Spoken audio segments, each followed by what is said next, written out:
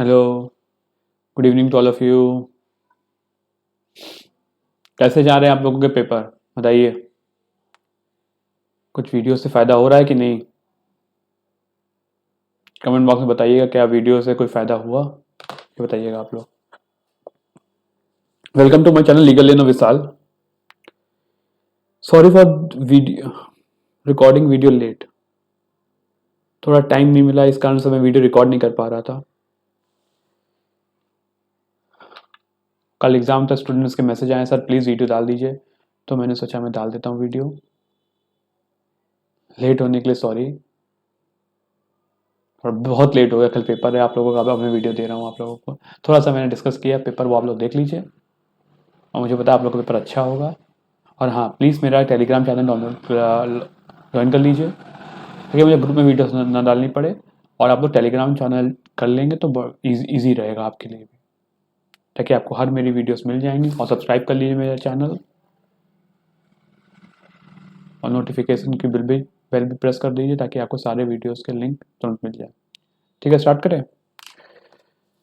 Definition of taught contain in, देखिए ये taught का पेपर है जो अभी लास्ट में ईयर आया है। मैं इसके साथ टॉट का पेपर और साथ साथ कुछ चीज़ें भी मैं डिस्कस कर ले रहा हूँ साथ साथ, ठीक है, ताकि आपको चीज़ें क्लियर हो जाए। पहला बात करते हैं definition of taught contain in.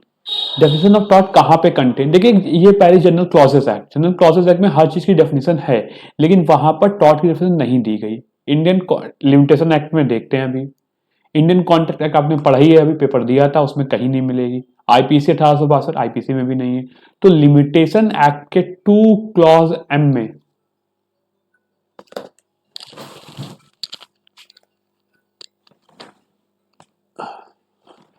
Limitation के क्लॉज 2 क्लॉज एम में इसकी डेफिनेशन दी गई है।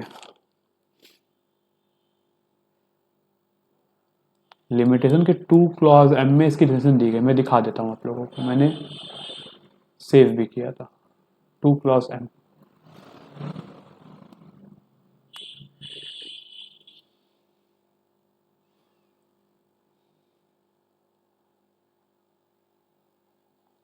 देखिए so 2 clause M Limitation Act 1963 में दिखाया गया है। Define tort as, tort means a civil wrong.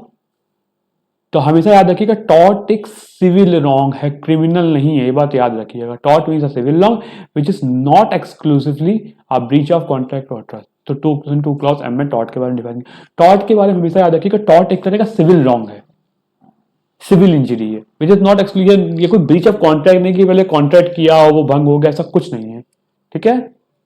तो 2 क्लॉज एम पे डिफाइन है। अभी भी टॉर्ट मीन सिविल रॉन्ग याद कर लीजिएगा क्योंकि ये भी आ सकता है। तो अपकृत की परिभाषा दी गई है, जनरल क्लॉजेस एक्ट, मर्यादा अधिनियम, भारतीय संविदा अधिनियम, भारतीय दंड संहिता। तो आप लोग का लिमिटेशन एक्ट हो जाएगा। पिजन होल थ्योरी किसके द्वारा दी गई? पिजन होल थ्योरी हमारे सेलेमॉन के द्वारा दी गई। यहाँ स्पेलिंग से गलत है, स्पेलिंग हो जाएगी सेलेमॉन, एस, एक मिनट,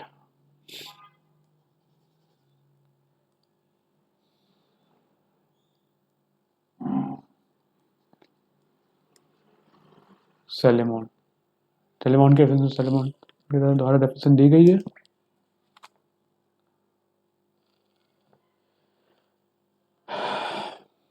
ठीक है, तो इसके पिजन होल थ्योरी का आंसर, पिजन कबूतर खाने का सिद्धांत प्रतिपादित है। मुझे ये नहीं पता कि हिंदी में सही लिखा कि नहीं लिखा, ये नहीं पता, लेकिन पिजन होल थ्योरी का मतलब मुझे पता है। पिजन होल थ्योरी सेलेमॉन ने दी गई है। रिस्पोंडेंट सुपीरियर, उत्तरदाता का तात्पर्य, रिस्पोंडेंट सुपीरियर मतलब रिस्पोंडेंट सुपीरियर जो हमारा ऊपर वाला है वो माना जाएगा।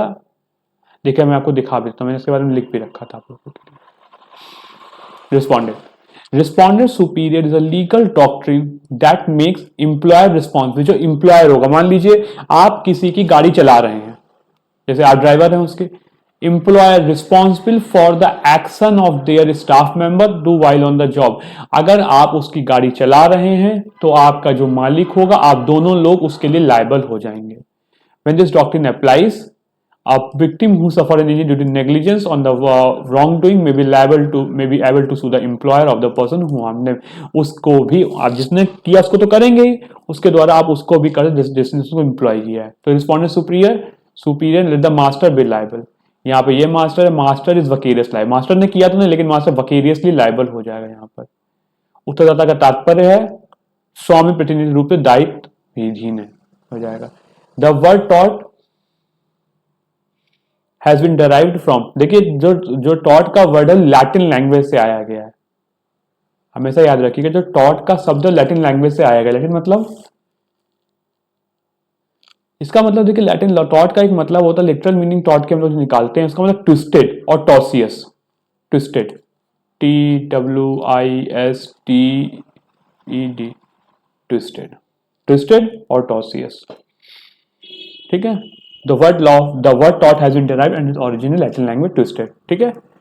Taught is a violation of, taught किसका वायलेशन, देखिए जो हम लोग को पता है, जो इंडियन कॉन्ट्रैक्टर हम लोगों ने पढ़ा था, वो राइट इन पर्सोनम होता है, मतलब दो तीन पार्टीज के बीच में होता है, लेकिन ये जो टॉट है वो वायलेशन ऑफ राइट इन, पूरे वर्ड के अगेंस्ट होता है टॉट। अगर आपने कोई टॉट किया वो वर्ड के अगेंस्ट माना जाएगा, इसलिए फिफ्थ का बी हो जाएगा। लोकलक्षी अधिकार होता है, व्यक्ति लक्षी नहीं, लोकलक्षी अधिकार होता है। कोई फैसेट पर एलियम फैसेट पर से, ये किसका है, भाई मैं दिखाता हूं आप लोग को, मैंने इसके बारे में कुछ क्वेश्चन जहां मुझे लगा कुछ टफ है, कुछ मैंने उसको लिख भी रखा था।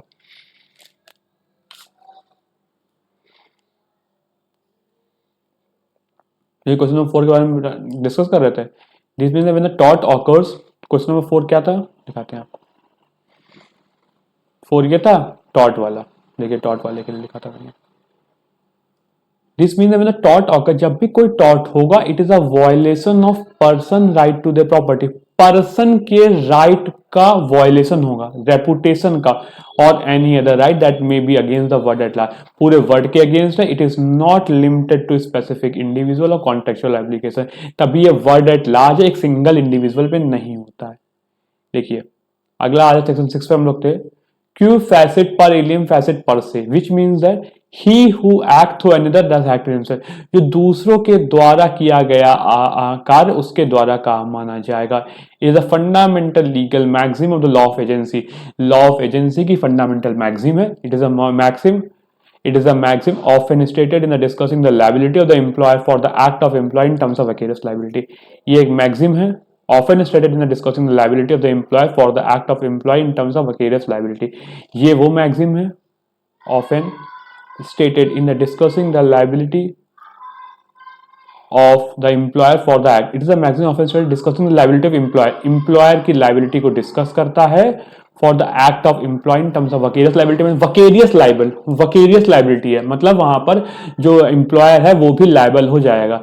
तो क्यू फैसेट पर एलियम फैसेट पर से का मतलब he who act through another act does act himself, he who act through another, जो कोई दूसरे के द्वारा कार्य किया गया है लेकिन माना जाएगा कि खुद उसने किया है। He who act through another does act himself, तो जो उसका सर्वेंट है उसने कार्य किया लेकिन माना जाएगा कि मास्टर ने कार्य किया है, ठीक है। ये इसका हो जाएगा, तो इसका देखिए सिक्स्थ का आंसर हो जाएगा सी, वकेरियस लाइबिलिटी।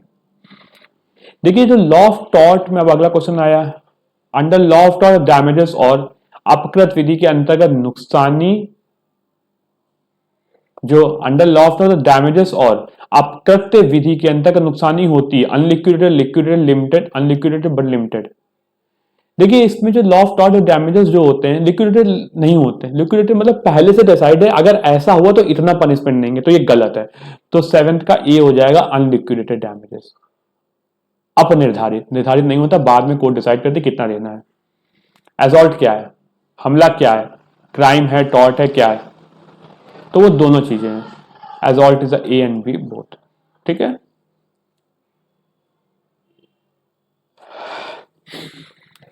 नाइन,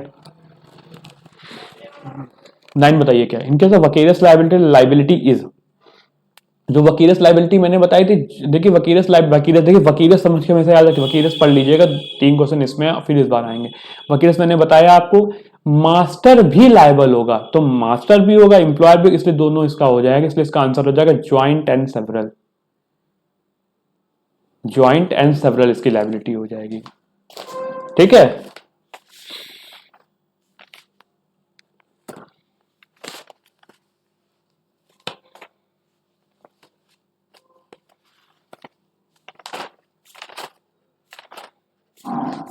देखिए एक तो चीज मुझे वकीलस लायबिलिटी में बतानी थी बहुत, अगर मिल जाएगी मैं भी बता दूंगा आपको।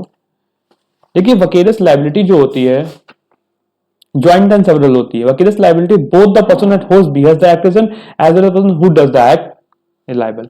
ज्वाइंट एंड सेवरल मतलब वकीलस लायबिलिटी का वही मतलब है, ज्वाइंट एंड सेवरल हो जाएगी, मतलब यहां पर इंप्लॉयर भी लायबल हो जाएगा और जिसने ऑफेंस किया, जिसने कार्य किया, वो भी लायबल हो जाएगा। ज्वाइंट एंड सेवरल दोनों चीजें लायबल हो जाएंगे, ज्वाइंट एंड सेवरल हो जाएगी। 9th का सी ज्वाइंट एंड सेवरल। 10th हो जाएगा निकोलस वर्सेस मॉसलैंड। इसका स्पेलिंग गलत है, इसका वैसे आंसर हो जाएगा 10 का D act of God. Nicholas बना मार्शलैंड का, मार्शलैंड है ये वाले से सही है, तो इसका देवकृत से है, मतलब एक्ट ऑफ गॉड, भगवान के कार्य है। Which of the following is not general definition defence of a tort.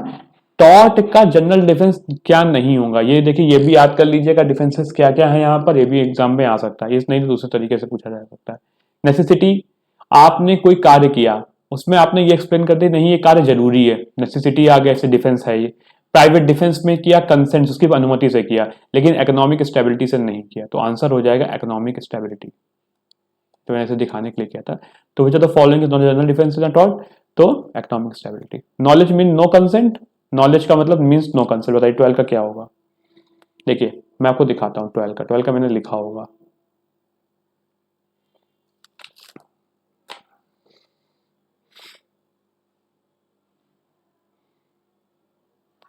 Sisenti non-fit injury, only having knowledge about the risk is not enough for the application of the defense. It is known as sisenti non-fit injury, which means that mere knowledge thus means that constant of the risk. Only having knowledge about the risk, केवल एक risk का knowledge होना is not enough.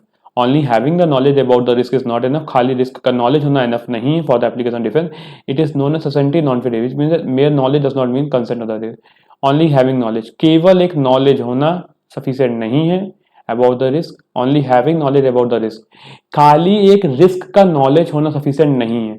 It is known as sisenti non, which means that their mere knowledge does not mean consent of the risk. तो ये मतलब इसका खाली एक knowledge होना is not enough for the application defense.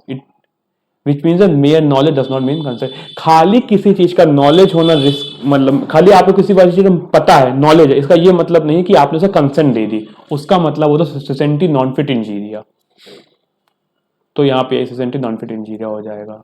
ठीक है, अभी मैं आगे चल के वॉलेंटरी नॉन फिट डैमनो साइन तीनों चीजें बताऊंगा। अभी के लिए खाली नॉलेज मीन नो कंसेंट, खाली नॉलेज होने से ये मतलब नहीं हो जाए कि आपने उसके कंसेंट दे दी। कोई चीज आपको पता है तो इसका ये मतलब थोड़ी ना कि आपने उस चीज से कंसेंट दे दी है। 13 का विच of the following is not a tort. मानहानि डिफेमेशन एक टॉर्ट है, डिफेमेशन एक टॉर्ट है बिल्कुल से, नेग्लिजेंस भी टॉर्ट है। कल्पेबल होमोसाइड निसेंस, तो कल्पेबल होमोसाइड हमारे आईपीसी में डिफाइन है, आपने पढ़ा ही होगा अभी तक, तो ये कोई टॉर्ट नहीं है। When master is held liable for wrongful act of liability, जब मास्टर जो है, अभी देखिए मैंने वकीलस लायबिलिटी पढ़ाया था आपको, when a master is held liable for the wrong of his servant, the liability is called vicarious liability. ठीक है, जब मास्टर लाइबल हो जाएगा wrongful act of a servant, the liability is vicarious liability हो जाएगी। ठीक है, law of tort has developed mainly through, law of tort कैसे मेनली डेवलप्ड हुआ है, तो कस्टम से, जुडिशियल डिसीजन से, इनैक्टमेंट से, ऑल ऑफ दैट। 15 का भी जुडिशियल डिसीजन से ही डेवलप्ड हुआ है। लॉ ऑफ टॉर्ट जो इंडिया में वो कहां से बेस्ड है, भारत में अपकृत विधि आधारित है, कॉमन लॉ से, फ्रांस के डायर प्रशासन से, भारतीय संविधान पे, यूएस के अधिकार क्षेत्र से। तो लॉ ऑफ टॉर्ट में इंडिया में जो है वो कॉमन लॉ से डिराइव्ड है। टॉर्ट क्या होता है बताइए, criminal injury, substantial injury, civil injury, none of the above. तो 17 का सी हो जाएगा सिविल इंजरी। टॉर्ट एक तरह की सिविल इंजरी होती है। ठीक है, 17 का सी सिविल, अभी मैंने बताया टॉर्ट इज सिविल रॉन्ग, तो इसको सिविल रॉन्ग भी बोल सकते, सिविल इंजरी भी बोल सकते, सिविल रॉन्ग या civil injury. Duty in law of tort, अभी मैंने वो भी बताया था आपको, जो लॉ ऑफ टॉर्ट की ड्यूटी होती है किसके बिहाफ पे मानी जाती है, विशेष व्यक्ति के प्रति, विशेष समूह के प्रति, समस्त संसार के प्रति। तो आंसर हो जाएगा 18 का C, word at large. Who is the leading case strict liability. Strict liability का मतलब देखिए आप लोग पढ़िएगा, स्ट्रिक्ट लायबिलिटी कि आपने कोई भी या फायदा नहीं उठाया और आप इसके लिए कोई मेंशन या जरूरत नहीं है, सभी चीजें इसमें होती हैं, कि मैं बता भी देता हूं। अभी बताओ, थोड़ी देर बाद बता दें। ये थोड़ा थोड़ा आपको बताते भी देते, फॉरन आप लोग अभी केस आ गया है, चीज आ गई है तो मैं बता भी देता हूं। देखिए क्या होता है, स्ट्रिक्ट लाइबिलिटी को हम लोग बोलते हैं नो फॉल्ट लाइबिलिटी, मतलब इसमें कोई मेंसरिया की जरूरत नहीं है। स्ट्रिक्ट लाइबिलिटी में आपको मैंने बताया ही था स्टार्टिंग में ही, एक तरह से आईपीसी में भी मैंने आपको स्ट्रिक्ट लाइबिलिटी बताया था। स्ट्रिक्ट लाइबिलिटी मतलब कोई मेंसरिया नहीं है, यहां वो चीज लगा दीजिए। यहां पे आईपीसी से मतलब नहीं है, लेकिन इसका लिटरल मीनिंग यही है कि यहां पे कोई मेंसरिया नहीं है, बस आपने उस जगह का नॉन गलत तरीके से यूज किया है। जैसे आपने एक प्रॉपर्टी का नॉन नेचुरल यूज कर लिया इसके। अब आपको मैं एलिमेंट्स बताऊं कि ना बताऊं, अभी के लिए आप इतना पढ़ लीजिए बस कि स्ट्रिक्ट लाइबिलिटी में कोई मेंसरिया की जरूरत नहीं है और इसको नो फॉल्ट लाइबिलिटी बोलते हैं कोई। और इसका बहुत ही इंपॉर्टेंट कहते हैं रैलेन वर्सेस फ्लेचर। स्पेलिंग गलत है इसकी स्पेलिंग हो जाएगी RYLAND, रैलेन वर्सेस फ्लेचर। फ्लेचर का केस है, इसमें रैलेन वर्सेस फ्लेचर का केस है, 1868 का केस है। सबको मैं बता दूं, इसमें से एक ही जरूर आपके एग्जाम में फंसेगी। हाउस ऑफ लॉर्ड्स का केस है। हाउस ऑफ लॉर्ड्स की मतलब वो थी कोर्ट थी जहां से डिसीजन आया है, हाउस ऑफ लॉर्ड्स। जस्टिस थे ब्लैकबर्न। आप ये पढ़ लीजिएगा, एक क्वेश्चन आपको यहां से मिल जाएगा। देखिए मैं बताता हूं तो इसका मतलब मुझे आइडिया है, मैंने गेस किया, 100% कंफर्म नहीं है, कोशिश बताता हूं, जो मुझे लगता है सच बता देता हूं। अब देखिए 20 में अजबी वर्सेस वाइट। एसबी और वाइट वाद संबंधित किससे रिलेटेड है? इंजीरियस साइनो डैमनम से, वॉलंटरी नॉन इंजीरियस से, डैमनम साइनो इंजीरियस, एसेंटी नॉन इंजीरिया। देखिए इंजीरियस साइनो डैमनम का मतलब होता है कि इंजरी हुई। देखो इंजीरिया का मतलब आप इसलिए पहले मैं हटा देता हूं, लिख लीजिएगा आप लोग।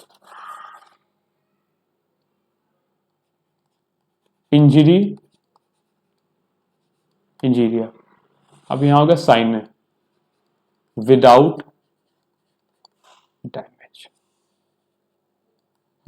डैमेज नहीं हुआ, तो यहां इंजरी तो हुई लेकिन कोई डैमेज नहीं हुआ। क्या हम लोग इसको पनिशमेंट कर लेंगे? क्या इसकी लाइबिलिटी क्रिएट होगी? तो आंसर विल बी यस। मान लीजिए इसमें ये केस है आजबी वर्सेस वाइट। इसमें क्या हुआ था, एक पर्सन है वो जो अपने वोट करने के लिए जा रहा था, उसके बाद लीगल राइट भी था, मतलब एक पोलिंग ऑफिसर ने उसको रोक दिया, इवन इफ लीगल राइट था और वहां पर उसके सारे डॉक्यूमेंट नहीं पूरे थे, तब भी उसको रोक दिया। बाद में क्या हुआ, इवन जिसको वोट करना चाहता था वो भी जीत भी गया, लेकिन तब भी एसबी ने अपने अपोजिट पार्टी पे केस किया। उन्होंने कहा कि मेरा जो लीगल राइट है उसको इन्फ्रिंज किया गया, इसलिए मुझे कंपनसेशन दिया जाए, तो उसमें दिया गया। तो इंजीरिया साइने डैमनम एसबी वर्सेस वाइट का केस है, इसको आप लोग याद कर लीजिएगा, ठीक है। अभी डैमनम नीचे में नीचे आके नीचे भी आएगा, नीचे बता दूंगा आपको, ठीक है, ये भी इंपॉर्टेंट है, आएगा। विच is not a defence in a tort. Defence tort में कौन सा डिफेंस नहीं है? मिस्टेक डिफेंस है, नेसेसिटी डिफेंस है, चाइल्डहुड डिफेंस नहीं है, स्टैट्यूटरी अथॉरिटी डिफेंस है। तो ये जो चाइल्डहुड है, हम बच्चे हैं, ज्यादा कोई डिफेंस टॉर्ट में नहीं दिया गया है, ठीक है। जॉइंट टॉर्ट फीजर का केस कौन सा है? देखिए 22 का जो केस है थोड़ा मुझे डाउट है, लेकिन अभी के लिए आप लोग इसमें मेरी वेदर वर्सेस निक्सॉन कर लीजिएगा, कोई दिक्कत होगी मैं बताऊंगा, तो एक बार वेरीफाई भी कर लीजिएगा, ठीक है। मैं थोड़ा सा देख नहीं पाया था।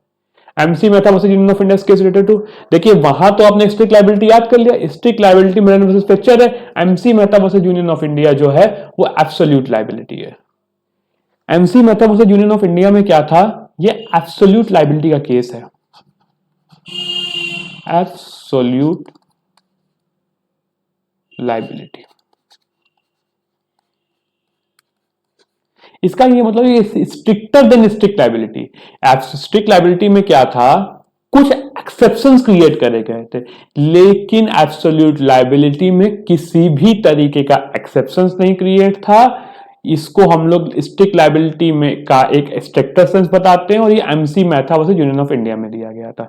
तो 23 का आंसर हो जाएगा C, absolute liability. Principle of absolute liability किसके द्वारा प्रोपाउंड किया गया था? तो ये इंडिया का केस है, इंडिया से रिलेटेड है, जस्टिस पीएन भागवती ने इसको किया था।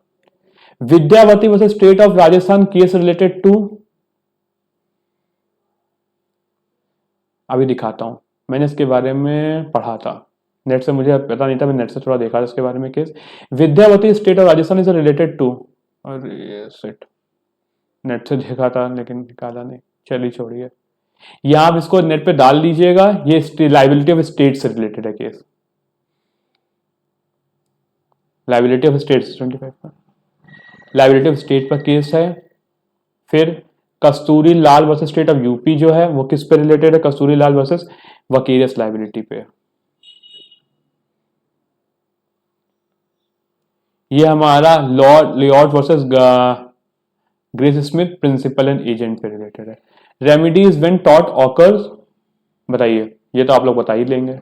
रेमिडीज व्हेन टॉट, रेमिडी क्या होगी जब टॉट हो जाएगा, किस फॉर्म में रेमिडी दी जाएगी, ये डैमेजेस के फॉर्म में दी जाएगी रेमिडी, क्षतिपूर्ति प्रदान करता।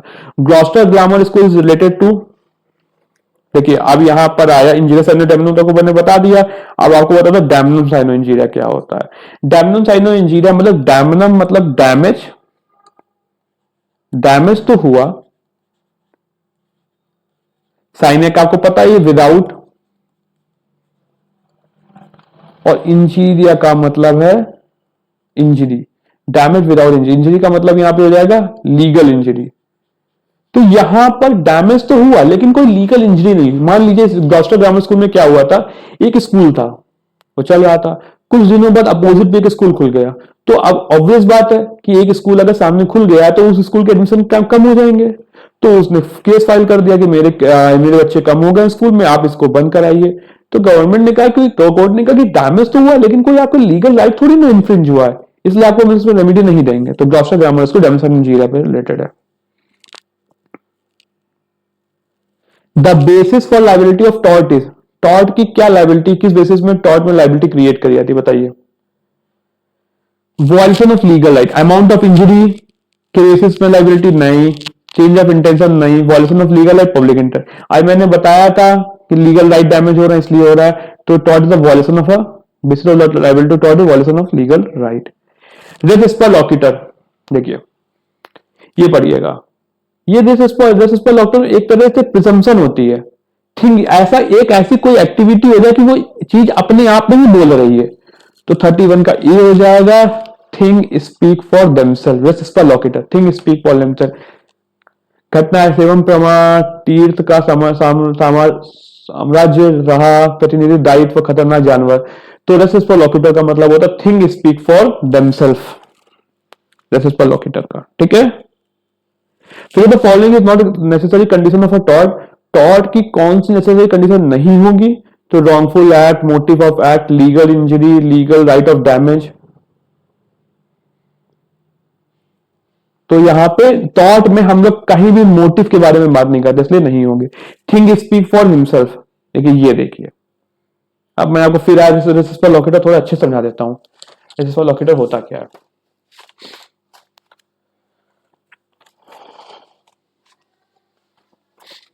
देखिए जो रेसिस पर लॉकिटर है वो एक तरह से हमारे नेग्लिजेंस के अंदर ही आता है, इसको बोलते हैं थिंग स्पीक फॉर देमसेल्फ। रेसिस पर लॉकिटर जो होता है थिंग स्पीक फॉर इटसेल्फ। जैसे मान लीजिए कोई ऐसी चीज हो गई कि उससे समझ में आ जाएगा कि वो चीज, principle is mere occurrence of some type of accident, कोई एक्सीडेंट हो गया is sufficient to imply negligence. अगर ऐसा कोई एक्सीडेंट हो गया तो हम लोग ये मान लेंगे, अगर कोई एक मान लीजिए आप अपोजिट डायरेक्शन से आ रहे हैं, तो अगर डायरेक्शन एक्सीडेंट हुआ तो सबसे पहले लोग गलती क्या करेंगे, आप ही की कहेंगे कि आप गलत डायरेक्शन से आ रहे हैं, रेसिस पर लॉकिटर लग जाएगा। It is a principal which shift burden of proof on defendant, ये एक तरह का एविडेंस का प्रिंसिपल है जिसमें आप बर्डन ऑफ प्रूफ, अब आपके पास शिफ्ट है, अब आपको प्रूफ करना पड़ेगा आप सही हो, मैं आप कोई गलत नहीं हूं, ठीक है। यहां पे नेग्लिजेंस से प्रिंसिपल मांग लिया है, मान लीजिए नेग्लिजेंस है, ठीक है। जनरली तो आपको हमेशा नेग्लिजेंस प्रूफ करना पड़ेगा, लेकिन इस केस में आपको नहीं, ऑलरेडी मान लिया जाएगा। तो इस हिसाब से 33 का यहाँ पे ये रूल ऑफ एविडेंस होता है, लेकिन नेग्लिजेंस भी सिस्टम है इसमें, नेग्लिजेंस का भी दिया है, तो मेरे हिसाब से एविडेंस होगा। अगर नेग्लिजेंस होगा तो मैं देख लूंगा एक बार, मेरे हिसाब से यहाँ पे एविडेंस होना चाहिए कि एविडेंस का ही रूल है, क्योंकि यहां ये मान लिया जाता है कि आपके ऑलरेडी आप नेग्लिजेंट हो, इस वजह से मैंने ये लगाया है। ठीक है,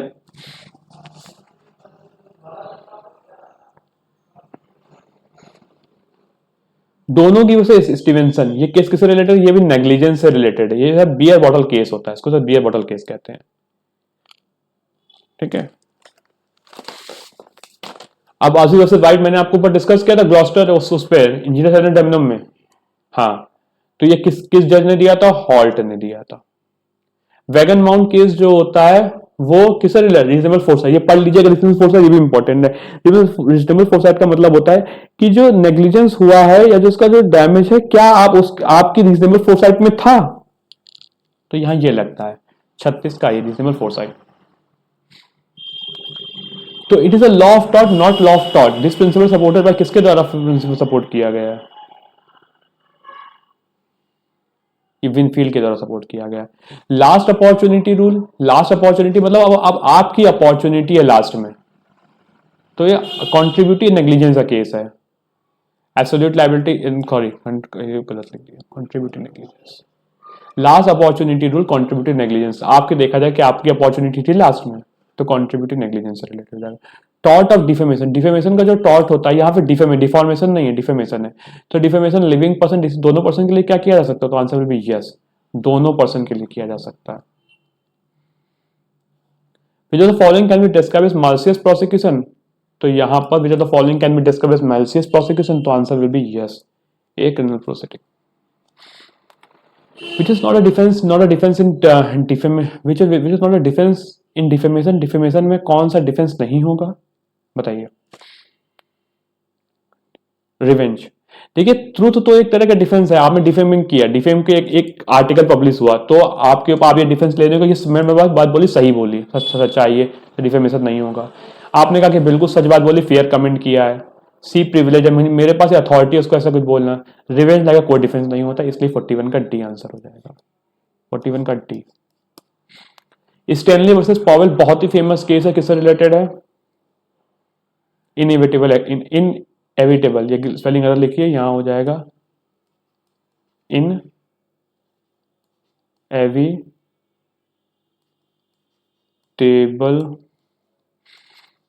एक्सीडेंट।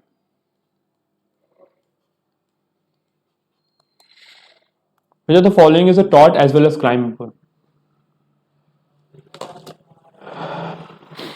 कौन यहाँ टॉट भी होगा और क्राइम बोथ, कौन कौन होगा,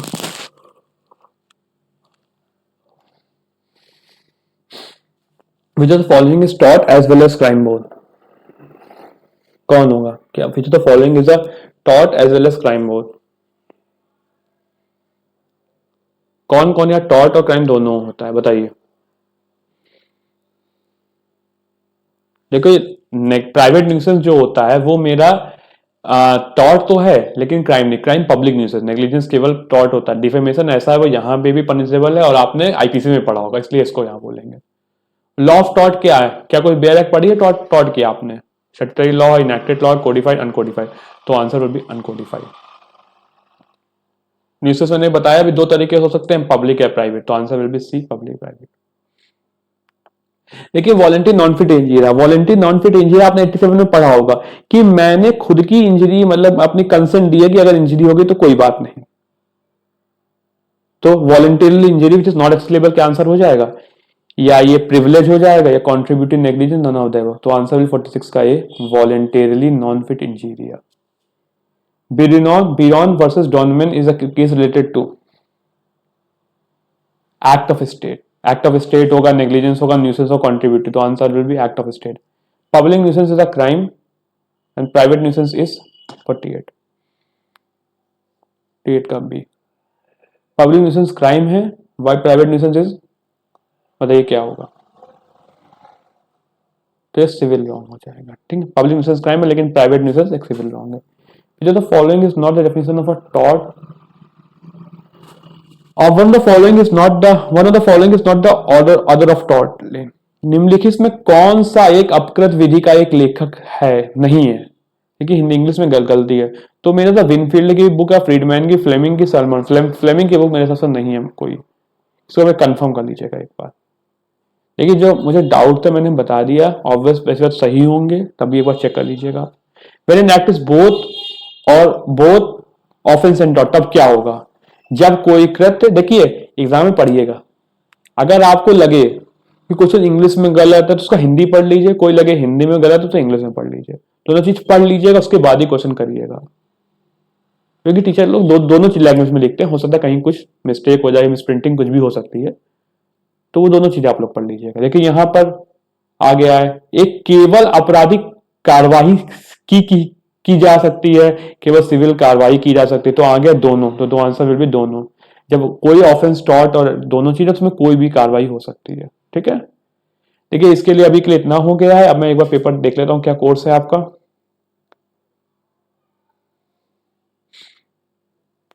देखिए आपको टॉट की डिफिनेशन पढ़नी पड़ेगी, सभी तो 3-4 क्वेश्चन आएंगे ही आएंगे।